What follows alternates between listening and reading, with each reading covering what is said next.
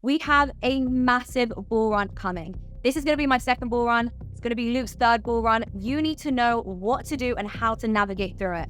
So let's get Luke. Luke, welcome to the show. How are you? Thanks for having me. It's good to see you. It's great to see you. We have this crazy bull run coming. We know how amazing you did in the last bull run, and we need to understand how to navigate through it, what's going on. So right now, the biggest topic is the Bitcoin spot ETF. And I've seen a lot of your tweets. You're talking about how there's a lot going on behind the scenes. We've got BlackRock, VanEck, Fidelity. There's the Grayscale Bitcoin Trust. They're trying to convert that into an ETF. There's so much happening. Is it getting approved? Is it not getting approved? So I want to get your take. Firstly, let's start with what is going on behind the scenes. They often say, don't do what billionaires say. Do what billionaires do. So all you have to do is evaluate what are the billionaires that support crypto initiatives like Bitcoin. And they are the billionaires that run the world. You look at Peter Thiel, you look at Elon Musk, you look at the Winklevoss twins, you look at Chamath. There are a plethora of individuals, Mark Cuban, Tim Draper, that support Bitcoin. So when you have these titans with billions of dollars in liquidity, they run narratives, especially the internet narratives. So when you compile all the PayPal mafia individuals into one room and you compile all of their tweets, and all you have to do is go on their page and type Bitcoin or BTC, you'll begin to realize that a lot of these early ideas of Bitcoin, crypto, emerged in Silicon Valley. A lot of the love for crypto actually started there. So before we even talk about this idea of, oh, there's an ETF that's about to get approved and people are hyping this shit, this ETF's been approved for years. What do you mean? The Bitcoin ETF, so Fidelity's been mining Bitcoin since 2015. So when you have a company that has trillions of assets under management, indirectly and directly mining Bitcoin, it tells you that they understand what is happening. So what you do is you prepare yourself ahead of time for future interactions. So when you control the markets and you get into lobbying and you get into how politicians are persuaded to push policy, not in my famous words, but in the famous words of one of the BlackRock employees, with 10 grand, you can buy a senator. So with 10 grand, you can buy a senator. With 10 grand, you can push a policy. So all the policy that had to be pushed was, let's introduce Bitcoin as a traded potential fund through the NASDAQ. And it's not the first time that it's happened. We had the futures ETFs that were approved. We had ETFs approved in other countries. It was just a matter of time. All that had to happen was the T's needed to be crossed, the I's needed to be dotted, and BlackRock needed to sign the motherfucking paper. So when BlackRock runs the world and BlackRock says, we just filed for a Bitcoin application at the bottom of Bitcoin, what are you gonna do? Fight them? What are they doing? Lying to you? No, they have a reputation to maintain. If they're gonna actually go and pull off an ETF, it's because they have customers that want that product. But most people are like, well, why is this crazy? Why is this a good thing? Because a lot of individuals that wouldn't get exposed to crypto, that wouldn't buy crypto, that don't care about whether Bitcoin is the currency of the future, all they want is profit. They want exposure to this, but not through decentralized finance. They want it through a product that they understand. So BlackRock, as a financial institution that offers what? Services and products, they just said, let's make Bitcoin a product that we can sell. And that's exactly what they did. But here's the confusing thing. Everybody's so excited about this. And, we spoke earlier and you said, you are a little bit of a Bitcoin maxi, or maybe you are, you're not, you're sort of towing that line. But is this going to be a good thing for Bitcoin or a bad thing? Obviously, it's good for Bitcoin price, but from my perspective, BlackRock and these other major asset managers buying up this much Bitcoin seems that they're going to control a huge amount of the supply. That concerns me. Does it concern you? It doesn't concern me. The reason it doesn't concern me is because Bitcoin has no owner. Right. And what I mean by Bitcoin has no owner is that it has no one centralized party that dictates the outcome of Bitcoin. Now, even though there's people that hold a lot of Bitcoin, that doesn't mean that they control Bitcoin. You had, for example, the richest guy in Bitcoin is a Chinese man known as Jihan Wu. He probably has over 1 million tokens. He probably has barely less tokens than Satoshi, if not more. He has one of the biggest mining companies in crypto, and the ASIC mining machines, that's his company. Okay. So this guy was mining Bitcoin before Bitcoin mining was cool. He put out an article recently saying, hey, during the ETF approval, we think the market may go down. So all I'm doing is listening to other individuals and asking myself, what is the currency that I am willing to bet on? So it's not whether it's bullish, whether it's good, whether it's bad. It's I have to park my monetary value somewhere. Where do I park it? I need to park it in a vehicle that allows me to do what? Maintain my purchasing power and maintain the energy input that I initially inserted to acquire that money. The problem that we face is that a lot of people lose their ability to buy things. That's why they have to go into the markets, because their assets depreciate. So people begin to do what? Speculate. And in speculation, you create bubbles. But what happens when speculation doesn't exist? When don't you have to have speculation? When you have no inflation, because the currency that you hold is stably appreciating. So we need to find appreciating assets. And we only correlate it to what it depreciates or appreciates against. All you have to do is compare how many US dollars were printed over the last 10 years, and you'll realize that there is no power in holding this currency. So what is the counterpart? Maybe Bitcoin is the counterpart. Maybe it's something else. But the question is, am I willing to put in the hours and commit to detangling myself from the US dollar psyop to find a better solution? I don't know if Bitcoin is a good thing or Bitcoin is a bad thing in the sense of ETF approval. I'm just right now not even looking at the ETF as an individual event, as a singularity event. Remember, I've been in the space for 8 years. So under the premise that I've been in the space for 8 years, I've seen Bitcoin at $560. I've seen Bitcoin at 1,000. I saw Bitcoin at 20, then back down at 3,500. I saw ETH at 1,500. I saw ETH at 80. You know what I mean? I've seen this thing go all the way up, all the way down, but Bitcoin always makes higher lows. A lot of people are calling this event a buy the rumor, sell the news event. What's your take? How does it matter? It doesn't matter. It depends on the individual that you are. Right. So if you are somebody that buys and saves in Bitcoin, it's irrelevant because you are not counting it at a dollar value. You're counting it as your ability to buy Bitcoin. If you want to trade the market, the last thing you want to be doing is trading during the ETF. Because you don't know what's going to happen. And what you need to understand is that exchanges have an understanding of order flows. They know what buy orders are in. They know what sell orders are in. They understand how thin the books are, and they can easily manipulate in and out of the market. You saw, well, this company that put out a report, I think it was called, is it Matrix Pool? Yeah. That's owned by Jihan Wu. So now you understand the influence that's actually attached to that article. It's the guy that fucking runs crypto. And nobody had heard of Matrix, which was very interesting. The people that don't know actually a lot about crypto. Yeah. It's the people that are in the crypto space that don't know about crypto. Yeah. And that's the entire point, is a lot of people are in crypto not because of crypto. We talked about this. They're in it because of money. So if you have Bitcoin under the premise of I saved in Bitcoin, don't worry about the ETF. If you're a trader and you want to capitalize on the markets, you need to be a person that understands that the markets sell into the liquidity.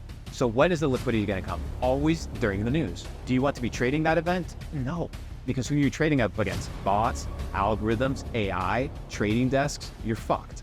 With what? Your $1,000 trade on 5x leverage because that's going to be your moonshot? No. What you need to do is wait till everything settles and understand the macro trend. And where's the macro trend? The macro trend is that we are in a fucking bull run, sister.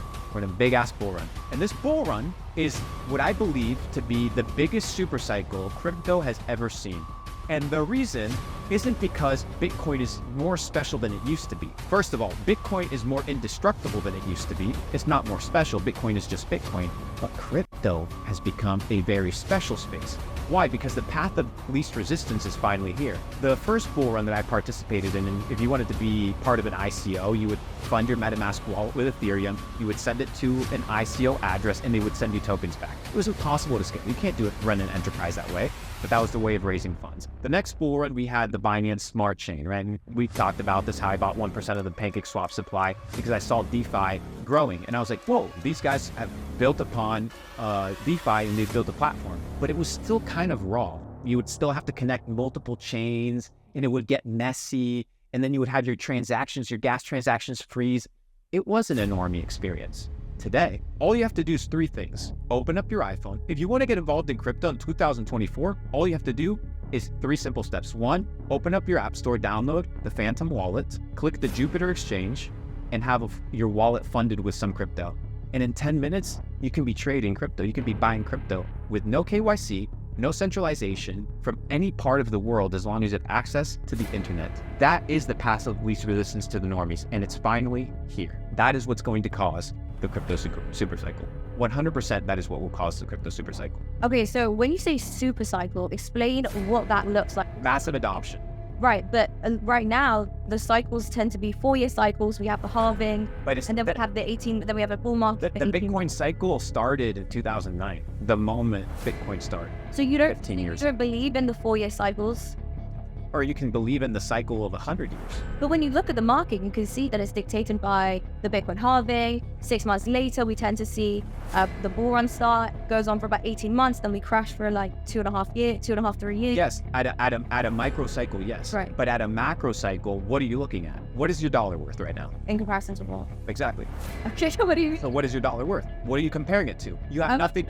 You have nothing to compare it to. Right. That's where the theft is. The fact that you have nothing to compare. $1 is always $1. Yeah. But what is $1 worth? Less and less every day. Why? Inflation and printing more. Why are they printing more money? Debt. No. Think. Why are they printing more money? The answer is more simple than you think. I don't understand. To fuck you. Oh, right. Okay, I got it. Actually, like, what do you mean? That's it. Because fiat by nature was created to steal. So fiat by inception, when you sit down in a think tank, you can sit down and be like, how can I help humanity? Bitcoin. How can I introduce sovereignty and complete authenticity and transparency of the ledger? Bitcoin. Counterpart. How can I fuck everybody? Centralized, closed, manipulated system with tailored books. That's what everybody lives in today. So if you want to be outside of the system and you don't want to be fucked by default, you need to be able to find vehicles that you can counter the dollar to. So what are you comparing the dollar to? You need to find that comparison. What have I compared it to? A few things that are of high value today. The attention currency. So I exchange my dollars for attention. I will have any day of the week money spent on distribution or content creation over holding dollars. Why? Because influence matters more than dollars. I'll hold Bitcoin over holding dollars. I'll hold luxury watches over holding dollars. Why? It's not that I can't utilize dollars, it's that they're worth nothing. So why would I have that? Because the moment you own dollars, you are placing a bet on them. When you hold the dollar, you're long on the dollar. It's like holding Bitcoin, but you're long on that. And you think it's pegged 1-to-1 when really it's being printed out of thin air and fucking you left, right, and center, because that's what it was created to do. It's actually insane to think that people sat down, went to an island somewhere and decided, that they wanted to create something to fuck you. The thing is, it didn't start in Jekyll Island when they passed the Federal Reserve Act of 1913. You can take the concept of usury and adding interest in debt and the debasement of currency all the way back to Rome. You can take it all the way back to Rome. You can take it all the way back to the bartering days. So we enter a society where people say, okay, we will cave to centralization under the premise of convenience. We talked about this, right? So people are like, I won't be part of the system. I'll comply. I'll KYC. I'll submit my ID. I'll go try and see if I can get a bank account and not get it shut down when I try to buy some crypto and follow the rules, because they have no other choice. But what happens when a competitor with a path of least resistance comes that doesn't have all the X, Y, and Z baggage attached to it? They become a competitor. So now you have the state, which the state and banking are basically one, competing with the free market. And which one wins? Free market always wins. So the question is, the currency that you hold, it's either backing the government, the banks, the monopoly, or sovereignty and the market. You have to pick one or the other, but it can't be both. And I remember you telling me that you had buy orders, $10,000 of buy orders for Ethereum at around $80 to $100. So you've been buying constantly. How are you preparing yourself? I know you said that we're already in a bull market, but how are you preparing yourself for the next 18 months? Have you got any buy orders in? What are you holding? How much Bitcoin are you holding? If you can tell us how much ETH are you holding? What does your portfolio look like right now? Just before we hear what Luke has to say, I want to let you know about my free and exclusive community on Telegram. Inside, we talk about how to build a brand, how to network better with people, how to make money online, and of course, we talk about crypto. Remember guys, it is completely free, so I'm going to leave the link for you in the description below, so join if you're interested. Now, let's get back to Luke. So my 2023 play was I rotated into tech stocks. So there's a different types of plays that you can do with regards to your money. You can have creation plays of making money. You can have multiplication plays for your money, and you can have preservation plays for your money. So preserving my capital. So I sold my Bitcoin anywhere from 55,000 all the way to 48,000. And obviously you sell on the way down. And I rotated all my money into tech stocks: Meta, Microsoft, Shopify, PayPal, for the very simple purpose that I needed to hold legacy stocks long term. So when Facebook enters 2017 prices with 2020 revenue, I'm like, this is a really good deal. So I made a public call that I was allocating 10% of my net worth, which is millions of dollars, to buy Meta stock. People can pull it up. I think it was a couple days from the bottom. And I re-entered that position recently, but it's probably my largest holding right now. And the reason I rotated from Bitcoin into Meta was simply because it was an undervalued legacy play. Same thing with Shopify. All you have to do is look at their reporting and understand that they're a absolute behemoth with no competitor, and understanding that eventually they're going to become a cash net positive business. Who doesn't use Shopify? We all do. So betting on undervalued, high performing stocks. PayPal, cash flow positive business. So you begin to look at businesses that are like really, really undervalued. And yeah, they may not do a 20x, but that's a preservation play. In crypto is, are all these random chains worth billions of dollars? Truly, do they have billions of dollars worth of product market fit and customers? No. So the goal is I can multiply my money in a bull run, but then I need to be able to move it into generational plays. So for example, I hold Shopify stock. I made a $4 million purchase of Microsoft stock the same day that they announced a $10 billion purchase or $10 billion loan or agreement with OpenAI. So I purchased millions of dollars worth of Microsoft at that moment. And that's probably a stock position that I'm going to hand off to my kids, truly, because it's a multi-generational play. And once again, now it's at all-time highs. So my rotation back into crypto came the moment Credit Suisse and SVB defaulted. Oh, that's perfect timing. Well, that's when the bull market started, because trillions of dollars were printed to bail the banks, just like '08. But this time, you had Ukraine war on the news. You had a ton of different narratives happening. So the printing of money was under the radar, but it still took place. So when you have $2 trillion that nobody was talking about printed, what happens? The markets pump. So the bottom of the bear market was the tanking of SVB, the bank. I think there was another bank, I forget what it was called, in Credit Suisse. Yeah. The bailing out of those banks was the beginning of the bull run. Now, we had a micro kind of bear market throughout 2023 in crypto, but we didn't have it in the stock market. The stock market pumped. The AI narrative was strong. Yeah. And as soon, in June or July, as soon as the Bitcoin ETF BlackRock application was submitted, I rotated fully back into crypto. Why? Why wouldn't I bet on the biggest asset manager in the world? Simultaneously, I made a $2 million purchase of BlackRock stock. Why? Do I like BlackRock? No, I don't give a fuck. I'm still going to make money off of the fact that BlackRock will have their BTC ETF approved, and their stock is going to fucking pump. Out of interest, how quickly do you think it'll be approved? We want to get this interview out pretty soon. I think the Bitcoin ETF becomes approved in January 2024, and if it doesn't, within the first quarter, most definitely. Most definitely. Now, I've heard from sources inside of a couple of these companies that are running these ETFs that at this point it's just picking who they want first.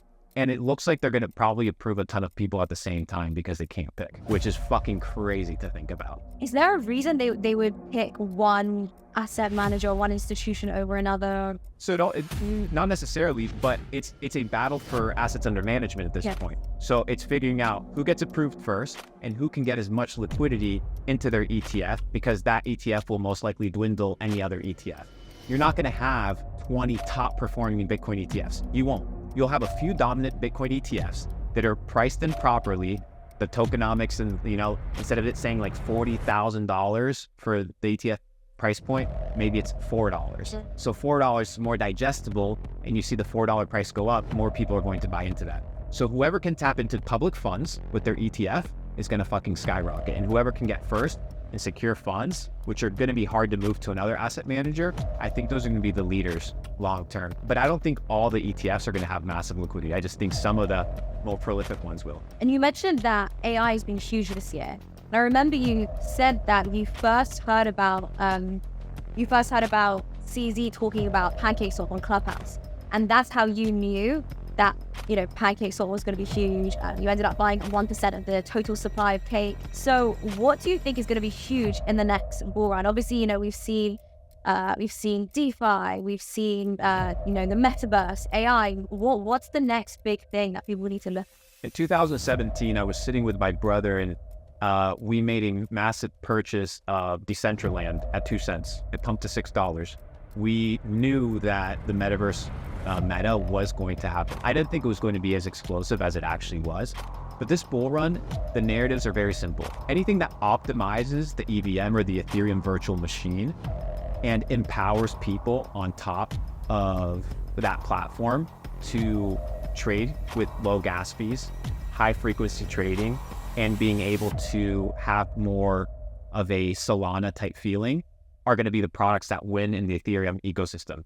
These are all considered L1s. You have different companies that have been absolutely crushing. You have ZK Zinc, you have Layer 0, you have Immutable X, you have new projects that are coming out, Monad, amongst others. Now, where's the narrative in 2024 bull run? There's a few narratives. But before we talk about narratives, let's talk about the stages of crypto. We were talking earlier about crypto in stages. Crypto has a 5-stage lifespan. The first lifespan of crypto takes place at your universities, at your research facilities, at your MITs, at your Stanfords, where research papers, white papers, and theses regarding a potential product or endeavor are created. Next, you have the foundations or the big organizations or the think tanks that fund this research. So Bitcoin, for example, was developed probably 7 to 5 years before it was even put out. That's how long it took to develop this incredible product. All these products that are coming out now in crypto, they need to be funded. These professors, these students, they don't have money. They need grants, scholarships. Who's paying for them? People that are going to own a percentage. What is a good example of this? Did you know that Peter Thiel actually invested into the Ethereum Foundation prior to Ethereum becoming a relevant company? Most people wouldn't know that. So you have these guys that are running these think tanks. So narrative one, beginning of crypto, is you have the nerds. The second one is you have the people that anticipate narratives or create narratives. Then you have your key opinion leaders. You'll have your CZs, your potentially now your Michael Saylors.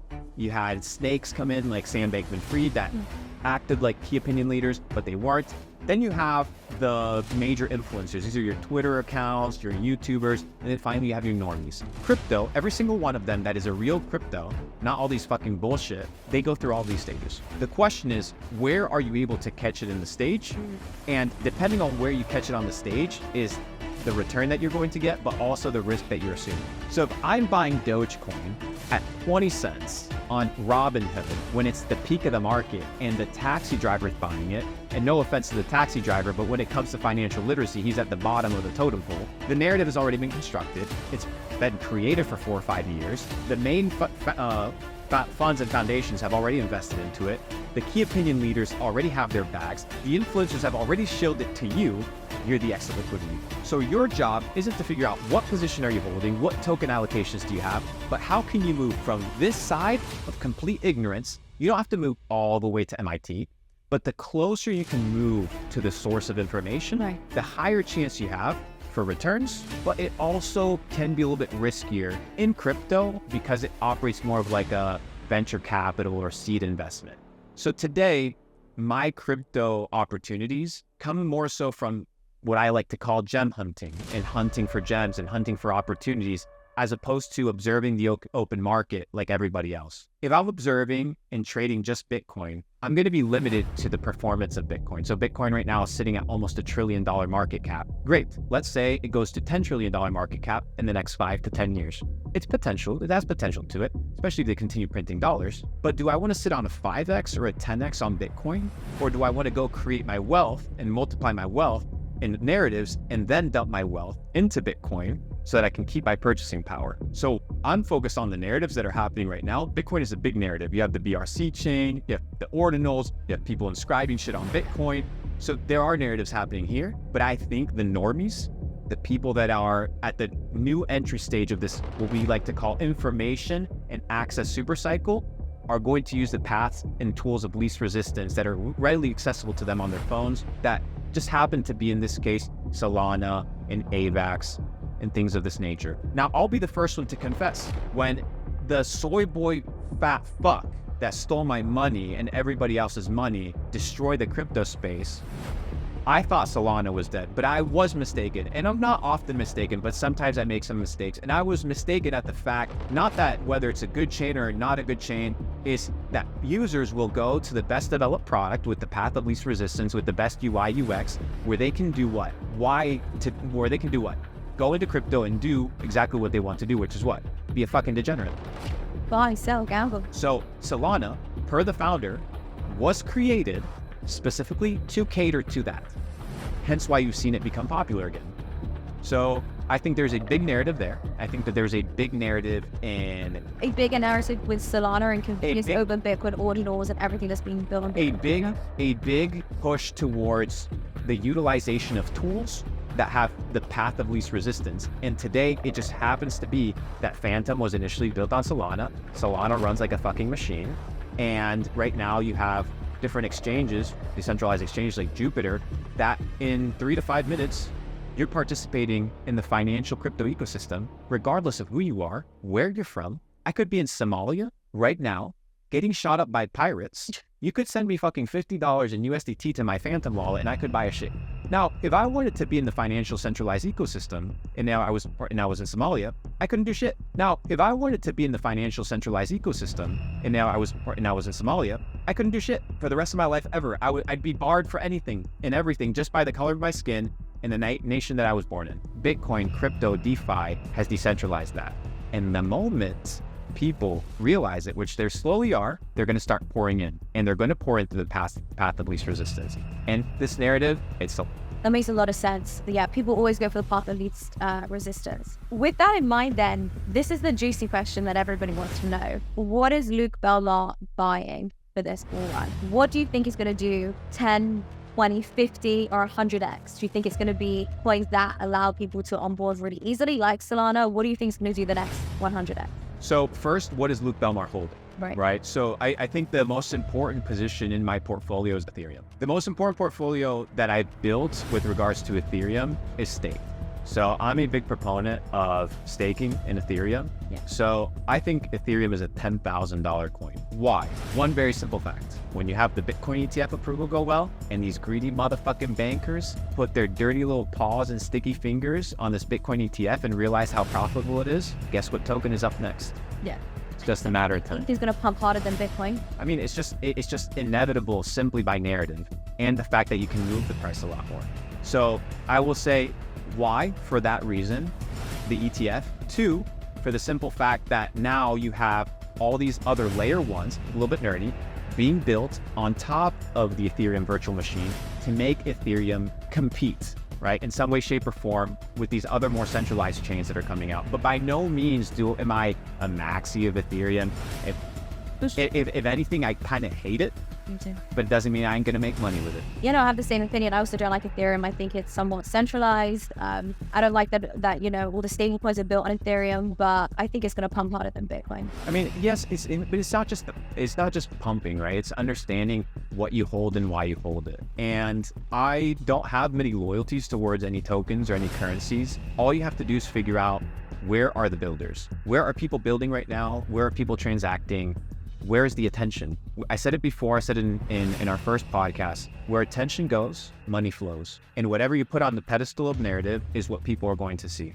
Whatever you see on CNBC, whatever Seattle Fox News, whatever that is, the normies, they will head that way. But remember, during peak bull run degeneracy, you saw the most random shit on television. Oh. You saw NFTs that were selling for millions of dollars being talked about. You saw random shit coins being commercialized and announced, and their charts being displayed. So Wall Street is run by a ton of idiots, to say the least, that produce no real tangible value in the world, yet they seem to have all the money. Why? Well, because they're crooks. So, under the premise that these guys are crooks, I begin to evaluate what is it that these guys do with these financial instruments. Do they hold biases towards them? Or do they treat them like prostitutes? They use them and then discard them. That's exactly what they do.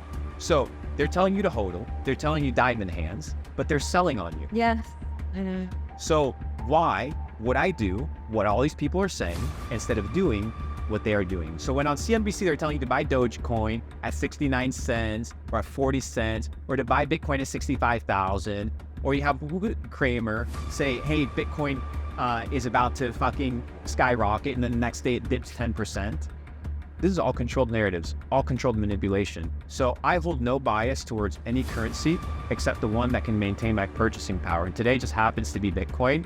And anything that will allow me to increase my Bitcoin stack while not exposing myself to the absolute amount of shit coins and scams in the crypto space, I think is a worthy ideal. And Ethereum has now become monolithic of sorts. It's pretty well established and foundational. If you're playing with $10,000, yeah, you can be a degenerate.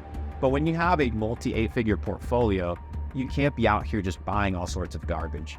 So my Ethereum play is a very substantial play. And then there's two other narratives, like I mentioned, the Ethereum virtual machine, and anything that is focused on high frequency trading. Mm-hmm. Anything that will give users the ability to buy $5 worth of orders, millions of them on command. Yeah. The reason bots, automations, and markets were a little bit weird on Ethereum was because of the gas fees. You couldn't really commercialize well. Solana, AVAX, and some of these L1s are completely eradicating that. And like we talked about, people don't care about centralized or decentralized finance. They care about making money. In the bull run, they want to get rich. Whatever path of least resistance where they feel like they can get rich is the one that they will utilize. You said you think that Ethereum is a $10,000 coin. What do you think Bitcoin is? Where do you think Bitcoin's going to go from here? Infinite. It's you can't calculate Bitcoin by dollars anymore. You can't. The dollar's not worth anything. Okay, perfect. You think you're rich? You're a millionaire? You have a liquid $1 million? Perfect. Go buy a house. Cash. Oh, you can't. You need a mortgage. Oh, you need a loan. Oh, you need debt. Oh, you're poor. Oh no, I'm not poor. I utilize debt to my advantage but most people don't. Most people utilize debt and they get fucked. So we're in for a fucking bull run. That's all I know. That's what I'm excited about. That's my mind is buzzing for that. So we have this bull run coming. What are you trying to do with your portfolio? Are you trying to play it safe and, do like a nice 3, 5, 10x? What are you going for? So I mentioned, I think about a year ago that my phases in crypto evolve as I spend more time in it. In 2016, 2017, when I was first being introduced to this kind of crypto space, I was the guy on this side, the guy that was just buying the narrative news on Twitter and whatever was available on Instagram stories. That's what I was buying. The bull run right after, I began observing key opinion leaders and these Twitter accounts and GitHub accounts and Reddit accounts with 5, 10, 20,000 followers. But this bull run, I'm with the builders. I'm building products, I'm investing in companies, I'm seed funding companies. I'm really involved at the gem hunting level, which is less technical and more fundamental long-term approach towards projects. At this point, crypto is seasoned enough for me to start collaborating with projects more closely. And that's kind of what my focus is going to be this bull run. It's more so meeting the founders that are good, that are going to be here for a really long time, figuring out who are the scammers of this bull run and calling them out before they fuck all of us. I think that that's something we have to collectively do. I think there are too many red flags with Anchor Protocol and Luna to not say anything. And I made a couple $1 million shorting that. But if I would have used my platform that I have today to say certain things, then maybe people would have lost as much money. So I think building is my focus this run more so than profits. I made a great amount of money, but I think at this point it's building things that empower the the ecosystem. I'm working on a couple open source projects that are going to be free projects for the internet to make Bitcoin better and make the crypto space better. So they're open source projects that people can have. I have a couple premium products, and I have a couple crypto projects that I've been collaborating with, but it's a little bit of a different approach now that I am not seeing myself as much of a trader and more so a value investor and a gem hunter of sorts. How do you hunt the gems? I know that you said, obviously, you've got to look at what's most convenient, what allows mass adoption, what allows the path of least resistance. But is there anything else? Like when you're talking to these founders, what are you looking for? What are you wanting to hear? So you think, yeah, I want to put my money with you. So you need to know, first of all, do these founders have legs? What do I mean by legs? Good luck trying to found a crypto project or get started in crypto and not getting absolutely fucking grilled and destroyed. Yeah. So you want to have thick skin. So you're betting on people. You don't want to be betting on certain individuals that have no ability to run projects. One thing is to have a project and start a project and have a novel idea. Another thing is to be a business owner and have the balls and wherewithal to withstand a bear market. So the first thing that I look at is the individual. That's where you need to start when you're investing, because you're investing into people. The second thing I invest into is not just the specific company or project. I invest in the narrative. So I need to do my due diligence and my research as to what are the narratives of the future, what is coming. I said it a couple of years ago when I was sitting down with one of the prolific OpenAI founders. He told me, start an AI-proof company. He didn't tell me start an AI company, which is what all these dumb fucks did. He said, start an AI-proof company, because it's a lot easier than going and doing AI. You don't do AI. Do it, make an AI-proof company. So I went and built Capital Club, which is AI-proof. Why? Under the simple premise of understanding the future. So narratives. Often, right after narratives, you have microcycles of trends. So you have narratives, macrocycles, and you have microcycles, trends. So what are you investing on at the trend level? Maybe this is worth like one bull run, a couple months. Like you see Uniswap, for example. Uniswap in 2019 was absolutely ballistic. It was a trend. It was part of a bigger narrative, which is DeFi, but it had its moment. So you need to figure out the lifespan of these crypto projects, which tends to be short for most of them, and then understand the narrative so that you can rotate your liquidity through the narrative, but inside different trends. So let's talk about navigating this bull run, right? So once people have found, where the trend is, what the coin is, how do they know when to sell? You sold Bitcoin, you said around $40,000 to $50,000. That's amazing. That's near the top of the market. That's incredible. So how would you tell somebody, how would you explain this is how you need to sell? This is how you know at what point in the market you need to sell? The number one rule of investing is always know your exit plan. You always need to know when you're going to get out. Yeah. So I had a plan of when I was going to get out. I thought Bitcoin was going to go to 87,000. Okay. That's what I thought Bitcoin was going to go to. But I wasn't going to sell at 87,000 because I thought 87,000, then everybody thought 87,000. Yeah. So if you have to front run people on buy orders to get the bottom of the market, you have to front run people on sales, which means that sometimes you can't sell the top and sometimes you can't buy the bottom. So I'm okay not buying the top. But if you have a $30 million bag and that shit swings 10%, that's $3 million. So am I going to wait for it to go up 10%? Or am I going to wait for it to go down 10%? Which one's going to hurt me more? Making $3 million or losing $3 million, which is a couple years of work, losing $3 million. So the moment the losing at a ratio was something that I couldn't really stomach, I was out. That's amazing. That's something me and my brother were talking about the other day, because we're holding, I feel like every time we have this conversation, I have to tell you, me and my brother are holding a shitcoin, and we're like, should we get in or out? And no, we decided to sell, actually, because we had that same mindset. We thought we couldn't stomach the drop, so let's just take the bag. The coin ended up pumping. Actually, it did a 2x, but we don't care. But the thing is, you do care because you mentioned it. But that's exactly. But it's okay. It's not. You know what I mean? I know what you mean, and this is the second point. Yeah. You never look at what you don't get. Right. So it's like walking into a pastry shop, getting two croissants, about to walk out, and then lusting at the fact that you didn't get every other dessert. You're not going to catch everything. You're not going to. So once you exit your position, I don't look at that shit. I'm done. I'm done. Because then you get FOMO and then you buy back, and then that's when you get dumped. No, we don't buy back. But I know I tend to remove the tickets. The ticker from your... Yeah, I remove so many tickers.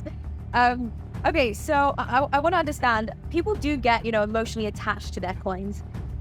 They get caught up in the hype. You mentioned the term super cycle, and I respect that, and I understand why you mentioned that. But I also feel like the term super cycle It's kind of a dangerous term because it makes people hold on forever. So how would you tell people, how would you explain, how do you, I guess, listen to your gut and stop following all the hype? And it's a crypto market super cycle. It's not a cryptocurrency shitcoin. You can hold some bullshit meme coin super cycle. Right. The cycle is in the innovation and the development of technology. And if some maxi out there doesn't like the word that I use, super cycle, they can kiss my ass, because it is a super cycle I've been fucking waiting for 8 years. So it is here. But it's a cycle of innovation and adoption. It's not a cycle of, oh, am I gonna hold this fucking Dogecoin from 69 cents, which is a $50+ billion market cap, all the way to $3 to $5. It's not going to happen. It's a shit coin. It has no intrinsic value, it has no worth. It doesn't store energy like Bitcoin does. It does nothing. So if people hold their bags in shit coins, perfect. They deserve to hold their bags in shit coins. If they buy something and they don't sell it and the price goes down, you deserve the price to go down because you didn't sell. Yeah. Just like any other thing. You can buy this house, it will either appreciate or depreciate. You can buy a pair of shoes, it will be appreciate or depreciate. The question is, are you willing to actually buy it at that price and hold it? And is it worth what you're buying it at? So for example, I have a lot of projects that approach me in crypto for private rounds and things like that. And I always welcome them, but sometimes I get these ridiculous multi-billion-dollar valuations when they don't even have a project, they don't even have a token, they don't have anything. That's a shitcoin. That's a shitcoin. What? How can you justify and validate $1 billion of valuation? You can't. So what happens when you have overinflated $1 billion of valuation?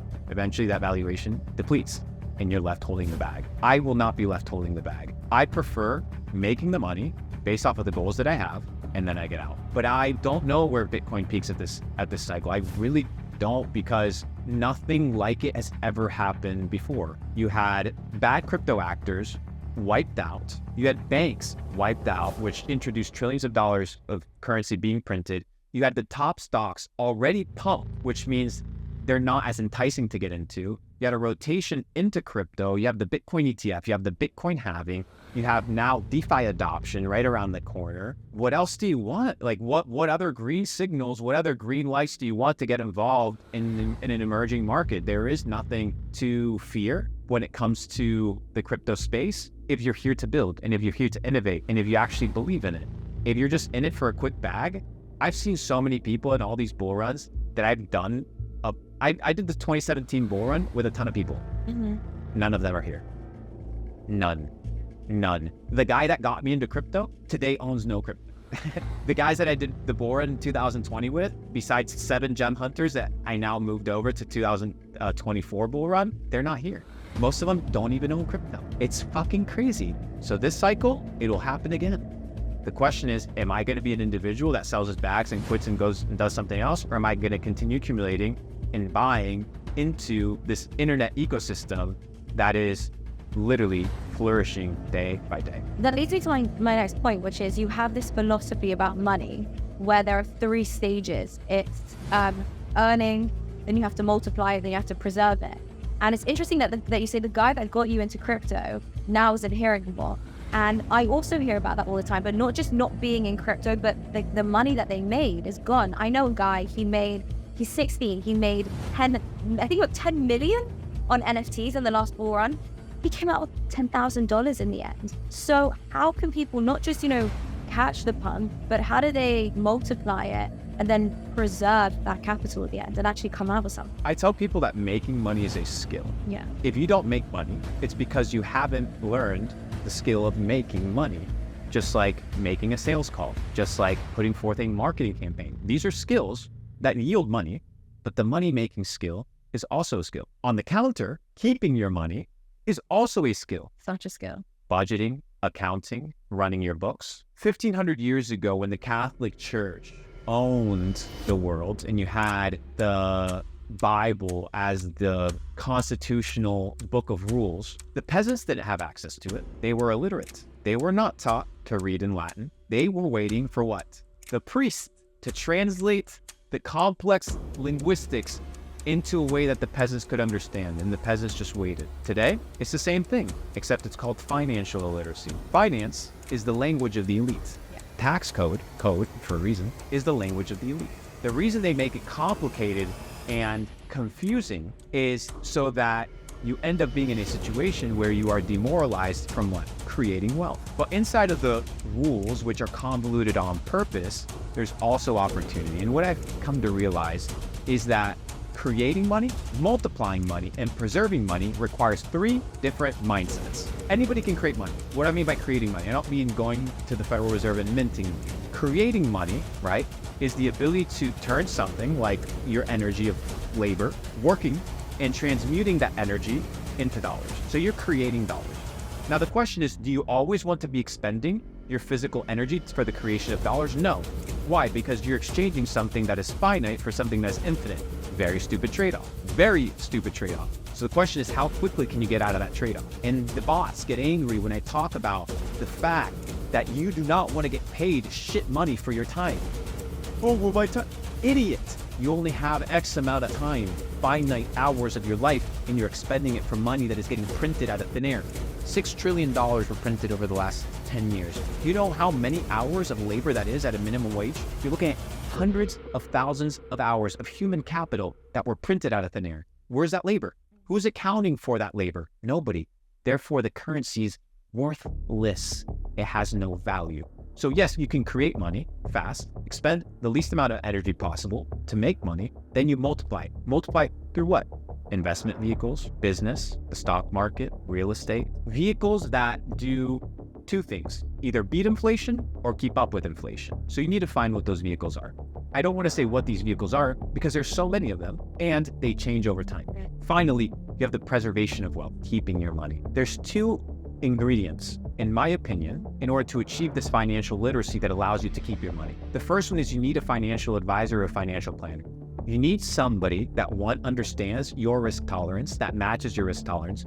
2, that can see into the future, understands how to balance a book, or understands, how much money you can actually spend or what you can invest, and whose job is to care after your money, your financial advisor. Just like you have a doctor that gives you advice if you're not feeling good or if you want to optimize your body, just like you would have a fitness coach help you develop a really good physique, you need a financial advisor and a financial planner that can help you set yourself up really, really well. The second is you need a financial role model. You need an individual that you can look up to. What is your beacon of possibility? So I have my role models, my financial role models, and these role models have different investment theses, different investment vehicles, but they have formulas. And if you can match 3 things, intensity of effort, repetition, and I would probably say quality of effort, you can potentially achieve a similar result to that of the individuals that you're trying to replicate. So for example, Warren Buffett. Warren Buffett has his investment thesis. One of his investment thesis is if you are ultra diversified, you're ignorant because you have a shotgun type approach. So I see some of these crypto portfolios holding 50 coins. That's a shotgun approach, which is what? It's so open that if one of these becomes a great opportunity, you can't maximize it fully. Simultaneously, on the other side, he's also countering his own thesis by saying, never jump into a pond with both feet. So somewhere in the middle is his investment thesis. This is financial role modeling. And you need to find those individuals that you resonate with, and it's different for everybody based off of what they want, and identify these financial role models, figure out what are the recipes that they use to create, multiply, and preserve wealth.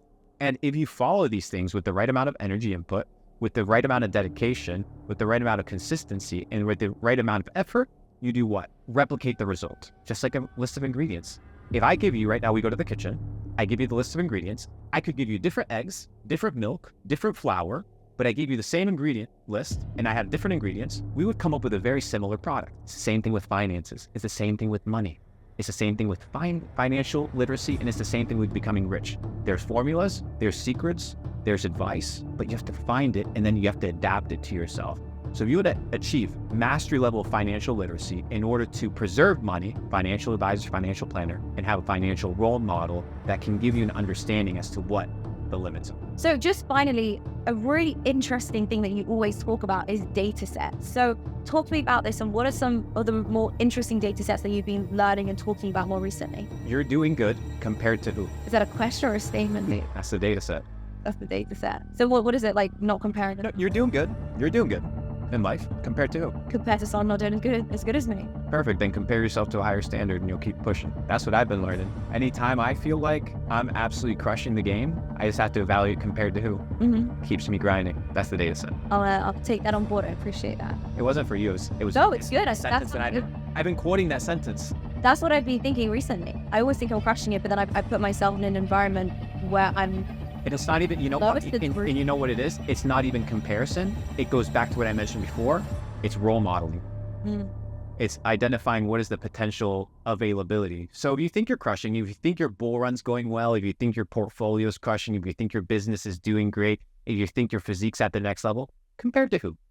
Keep leveling up. Always. How can people get in touch with you, follow you? You'll see everything you're doing. You'll see me on the internet. See you on the internet? Yes. Perfect. Thank you so much for coming on. It's Thanks been so great chatting with you. Really appreciate all your insight, especially about the ETF, because that's coming. I'll see you at the Bitcoin halving. I'll see you on the other side of the harvest.